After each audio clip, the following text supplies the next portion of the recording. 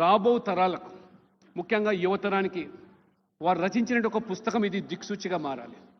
ఎందుకంటే విలువలతో కూడుకున్న రాజకీయాలు ఏ సిద్ధాంతాన్ని కట్టుబడి పనిచేస్తున్నామో గెలుపు ఓటములతో నిమిత్తం లేకుండా వారు మరి 4 దశాబ్దాల రాజకీయ ప్రయాణంలో వారు ఎంపీగా కేంద్ర మంత్రిగా ప్రస్తుతం గవర్నర్గా కొనసాగినప్పటికీ మేమందరం కూడా విశ్వసించేది nation first policy. Nation first, party next, self last. కాబట్టి దేశ్ పహలే అటువంటి సిద్ధాంతంతో పనిచేస్తున్న వాళ్ళం.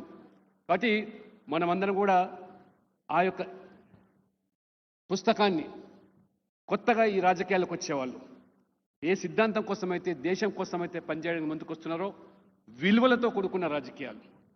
ఇవాళ ఈ వేదికలో అనేక పార్టీలకు సంబంధించినటువంటి వ్యక్తులు రాగలిగినారంటే వారు ఒక అజాత శత్రువుగా మరి అన్ని వర్గాల ప్రజలతోని అన్ని పార్టీలతో కూడా సత్సంబంధాలు పెంచుకుంటూ నమ్మిన సిద్ధాంతాన్ని కూడా వారు విడవకుండా పనిచేస్తున్న వ్యక్తి. కాబట్టి ఈ యొక్క పుస్తకం ఖచ్చితంగా ఈ తరం ఎవరైతే ఆశ్చర్యం కలుగుతూ ఉంటుంది ఒక్కొక్కసారి ఎవరు ఎక్కడ ఉన్నారో ఏ పార్టీలో ఉన్నారో మరి ఇవాళ గుర్తించలేని పరిస్థితి.